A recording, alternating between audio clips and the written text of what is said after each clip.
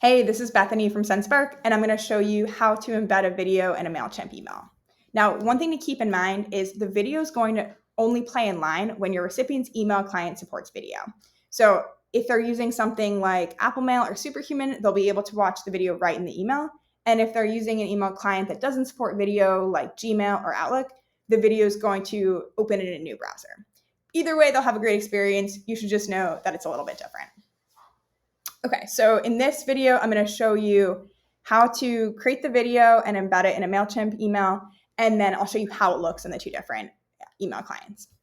So in Sendspark, you can create your video and customize the landing page here. And when you're ready to share it, just click on this Share Video button. And here you want to move over to this Embed Video tab and copy this code to your clipboard. Then you're going to go over to Mailchimp and drag in an HTML block. Here, all you need to do is delete the code snippet that's already there and paste your own. So you're not doing any coding, it's just quick copy and paste. You can save and close and then send a test email to yourself to make sure everything looks good. So my email's already here. I'm just going to click send test.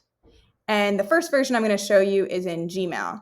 And Gmail does not support video. So here, what users are going to see is this GIF preview of the video. And then they can click this button and it will open the video in a new tab. So it's super seamless. Like all they're doing is hitting play. They see the video here and then they can watch the video in their browser.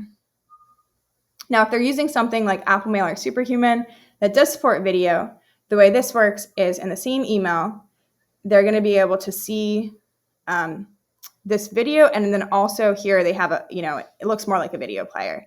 They can click to play it. Hey, this is just a quick video to show, and they'll be able to watch right in line. So either way, you're going to have a great experience, but just keep in mind, that's how you share the video, and this is what it'll look for your users. And you can test on all different email clients because it might just be a little bit different on each one because they all do things their own way. But cool, happy recording, and enjoy using Sendspark.